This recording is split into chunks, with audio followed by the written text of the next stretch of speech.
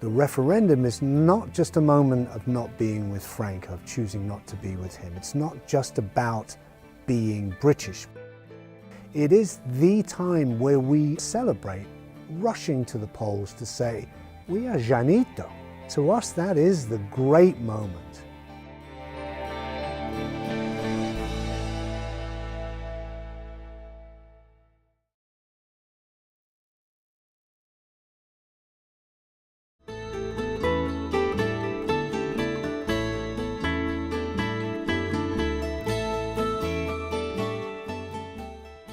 The 50th anniversary of the 1967 referendum was marked with numerous community events last year.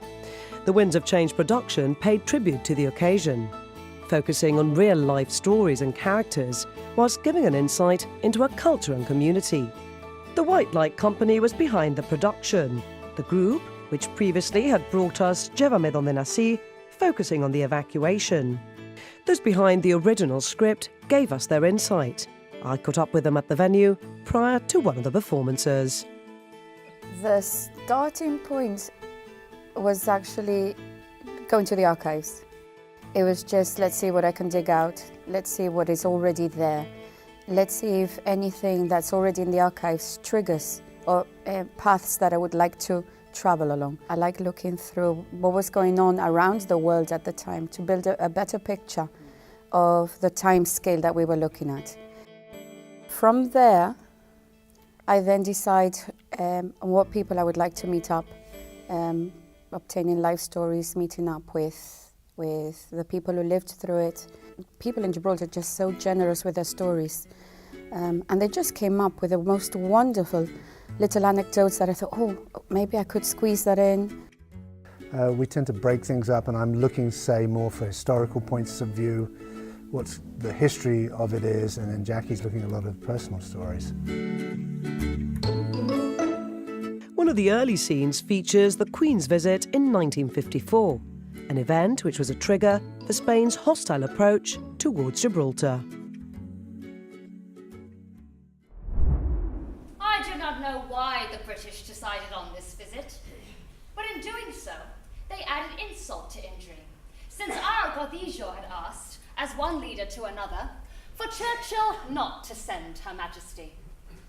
Further, instead of keeping his promise about giving Gibraltar back to Spain for staying neutral during the Second World War, Churchill went back on his word and sent their Queen to stand on top of this rock, looking down upon the surrounding hills of our land.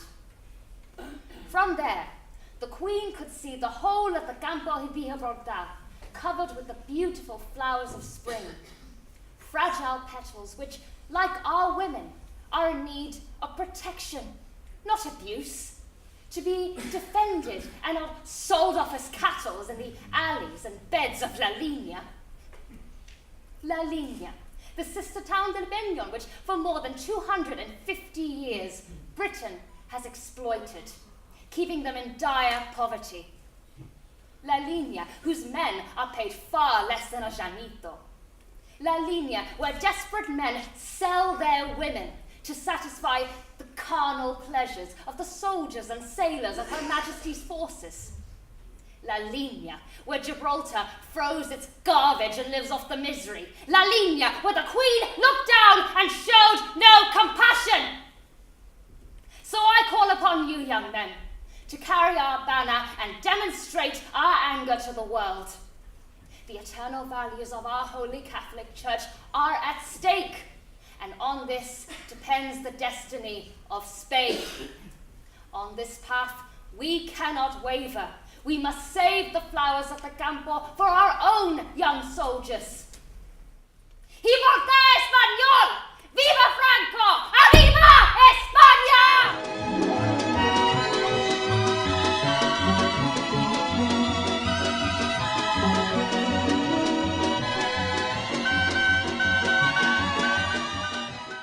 Me preocupa. Esto de que venga la reina está muy bien y muy bonito, pero ella después se va para su palacio de Buckingham y nosotros nos quedamos aquí sufriendo las consecuencias. Es verdad. Esto va a traer repercussions. Acuérdate lo que te digo, como Lourdes que me llamo. Es verdad. Yo creo que tú tienes razón, ¿eh? El Franco lleva enfadado hace mucho tiempo. Y mientras que Inglaterra está descolonizando estos países, pues Libertad se siente muy leal a ella y quiere permanecer British. Franco no para de recordarnos que Winston Churchill le dijo que le daría libertad a cambio de ser neutral durante la guerra. Claro que eso no está pasando. Y en vez de la reina ir a visitar los campos tan bonitos de España, pues viene a Libertad, que dice que está igual de podrida que la línea. Dice que nosotros tiramos la basura en la línea y que encima le pagamos menos dinero a los trabajadores por el mismo trabajo. Sí, y que todo el dinero de Libertad es del contrabando. Pero ¿esto cómo puede ser? Yo no entiendo nada, pero Franco tiene WhatsApp y dice que se nos ha acabado la vida buena esta que tenemos, a costa de los españoles. Que ni nosotros ni los... We were looking at the period and found that you could literally take political statements made in 2017 and swap them with politicians who made almost identical things in 1967. That the politics for us as Llanitos has not changed at all. It's the same literal pattern that happens. A unique triaphora of things that happens that go on. The English say something, the Spanish say something, and we try to get our point in between the two of them. And we're caught between whatever England says to us, we still don't seem to be getting too far ahead in the game, and they placate Spain no matter what goes on. That has been playing our entire political career. Is this reflected in the play? I think that the audience today will look at characters mouthing things. You have Tony Lothar saying things that are just identical to things. Yes, and that's the one I was thinking about, because he has a line that says, I'm just hoping that this does not happen in the future, that my children and my grandchildren don't have to live through what we're living now. And that is echoed 50 years down the line, exactly the same things.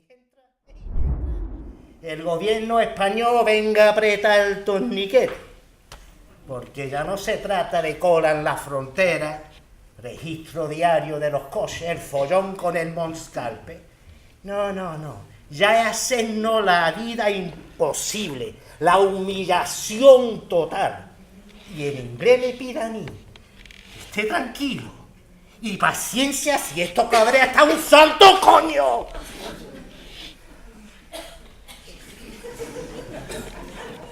Mira,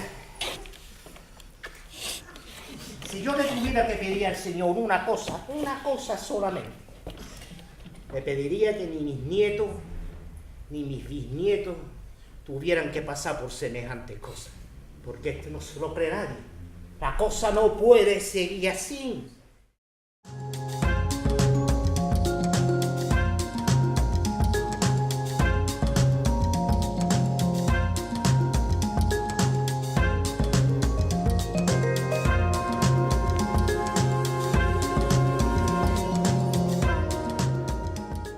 So obviously plenty of research, plenty of material, but then you've got the difficulty of condensing this and putting it into a script and coming up with a play and choosing your characters. Yeah, it really is. So how did that come? How did that go? I mean, even now we were talking about how much if we had a draft of it again, we'd probably take things off. Yeah. I mean, we've got about an hour each side, and really, we should have maybe done 45 minutes each side. But what do you take off? Those were the decisions that we had to make. And at times you say, okay, let it run a little longer because this is such a juicy story, it's just so interesting, or just a funny little thing that we want to say, because it can't all be just serious. You have to try and find, the dynamics of more drama, sadness, humor. It's a historical piece. You have to find a way of tripping and tricking people into coming along with you along a very big journey, not just doing, as I said, a snooze fest of historical facts. You have to find a way of telling that tale with gusto and passion, and so it resonates for someone who lived through the period and someone who's just finding out about the period. Everyone is very familiar with the story of the referendum, but we wanted to try and find more texture and more depth to it. And the politics was not bringing it to us, because it's the same stuff. But what we did find, yet again independently, and then we worked together, tremendous stories and moments recorded in photographs or videos that were inspiring us. Since the politics was so flat and the same, we were then looking for, well, how do I get my imagination going? How do I get a groove on and tell a story about us that's worthwhile watching, that isn't just a snooze fest? And it was looking at pictures. And literally we looked at pictures and a story would come around. It might be a bit from a history book. The government in the past have done some good work with culture, and they've paid for audio sites to be online, of recording people who lived through different ages. And I sat and listened to folks from the different periods and took a little bit of that story, a little bit of that story, and stitched it into a bit of history to try and give it something to go forward and you could really associate with as a person. You're tuned to the General Overseas Service of the BBC. Here's the news read by David Booker. The rock stands firm despite Spain's efforts to bring destructive pressure to bear on the tiny land that proudly flies the Union Jack. Spain has again stepped up its We Want Jib activity. In London, Sir Joshua and his deputy, Mr. Peter Isola, were heartened by the government's strong line against the Spaniards. British Foreign Secretary Michael Stewart made it plain that neither Britain nor Gibraltar would weaken under Spanish pressure. Spain, he said, was making a great mistake if it thought otherwise. ¿Lo qué? No puede ser, hijo de... ¿Cómo pueden hacerlo esto? Esto no se queda aquí. ¿Qué pasa? ¿Qué pasa? Haven't you heard? Otra vez lo mismo con libertad. Que me lleve para casa, Charlie. Ay, no, mujer. Ya que estamos aquí los dos también. Charlie, como no me lleve para casa, me voy andando. Ay, pero no hay nada que tú puedes hacer ahora. Anda, ven aquí. Déjame darte un beso. ¡Está loco! Típico hombre. Solo pensé en una cosa. Que me lleve para casa. I have to see Angela Smith and Housewives Association. Just to know about this. Venga. Stop the car. Vámonos. Ay, otra vez meten la pata a los puñeteros españoles.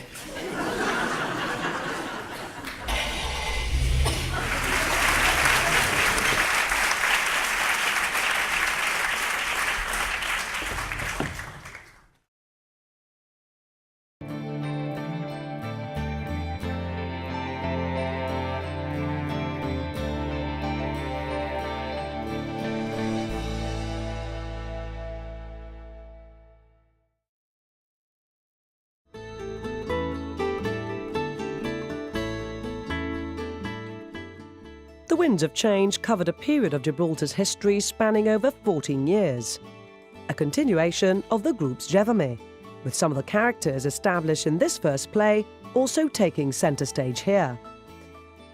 From the beginning, when I first met with Dr. Joseph Garcia, I gave him a few options. I have this idea for this play.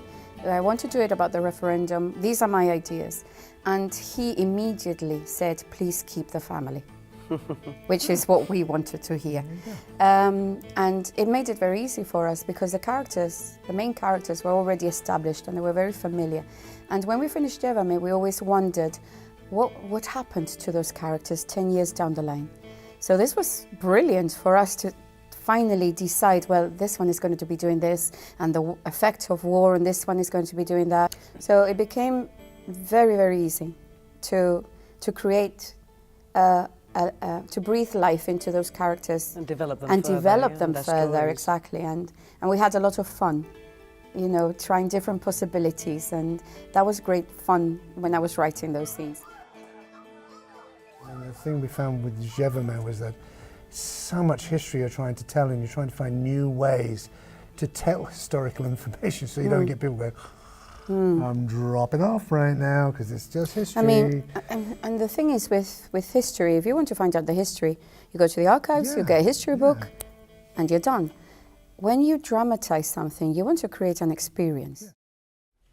Yo me quedé atrás, Yolanda, Sí, y estuve mucho tiempo esperándote. lo sé. Incluso pensé ir a buscarte. ¿Y por qué no lo hiciste? No lo sé. Nunca me olvidé de ti. Y eso de tener relación por carta, eso es muy complicado. Guardo todas tus cartas. Y seguro que te estás pasando la mar de bien ahí en Londres, saliendo, conociendo gente nueva, saliendo con todos esos pretendientes, ¿eh?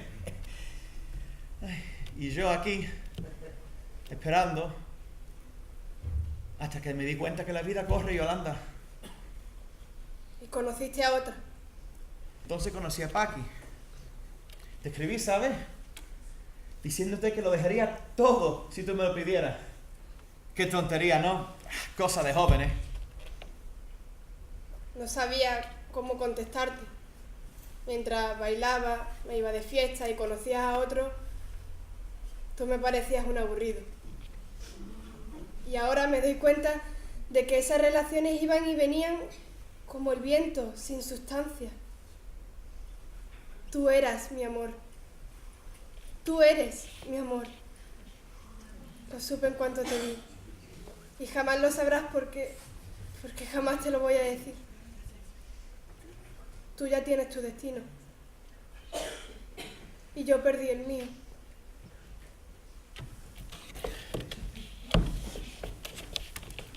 Bueno, Yolanda, me alegro mucho de verte. Que seas muy feliz. Y nunca pierdas esa sonrisa, ¿vale?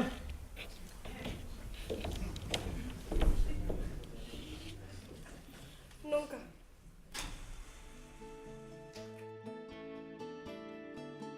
Much is known about the political figures of the day, but the play focuses on Gibraltar's other activists, some unsung heroes and heroines that also played a vital part in raising the Rock's profile. Businesswoman Elisa Sheriff not only opposed the Foreign Secretary for the Fulham constituency in the 60s, but was also behind a stunt at the Spanish embassy. Here she handed in a small piece of the Rock, dressed in a sack, ashes on her face and barefoot, with a specific message. This was the only piece of Gibraltar Spain would ever get hold of. Because I was a well-known person and I was classified as the first businesswoman tycoon in Britain in the press, I was after using that fame, for want of a better word, to broadcast what was happening in Gibraltar. We've got Amy, who's the dancer who represents her. She's been finding all sorts of things about her. So I think it's really whetted their appetite as to why don't we know about this? Why don't we know about what this woman did for us? Nobody's ever heard of her, so I find that quite, unbelievable to understand kind of thing. And, I want everybody to know who she is. I found it kind of like an honour to be, portraying her because of what she's done for Gibraltar and all that. I hated the idea of no freedom of speech, Franco. I was always very political. And I thought it was an opportunity for me to put Gibraltar on the map and tell the Foreign Secretary, stop mucking around with us. We're a British colony.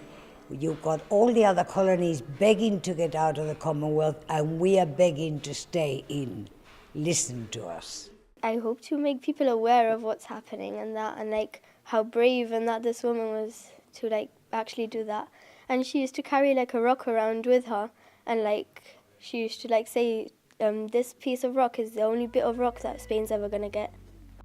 The answer is blowing in the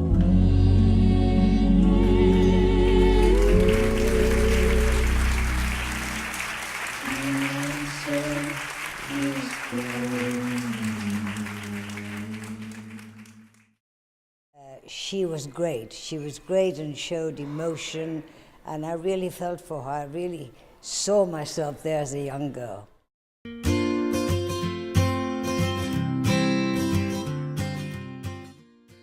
Informative, fun and emotional, the play delivered in many ways, also providing some present-day moving stories. Uncle and niece performance, and a very special one at that, because for yourself it's the first time you're actually singing to an audience live, and you're going to be surprising your family. My entire family, yep, that's right. They don't know I'm taking part in this show. I've convinced them I'm out for dinner tonight. The first time on stage, first time singing ever in front of an audience. So, yeah, scary days. But you're accompanied by a very seasoned dancer, because your niece has been involved. She's represented Gibraltar abroad in her dancing as well. So what's it like for you to be sharing your stage with your uncle in this way? I've always wanted to be on stage with him, and the first time I heard him sing I was amazed because I didn't know he could sing so well. Light up your face with gladness, hide every trace of sadness. Although a tear may be ever so near. That's the time you must keep on trying. Smile, what's the use? Last night was our first performance. It was, at first it was terrifying. It was honestly terrifying. Like, I was standing up on stage and I could see my blazer like shaking. Like, it was, but it's totally worth it. An amazing experience and something that will hopefully happen many more times in the future. You just smile.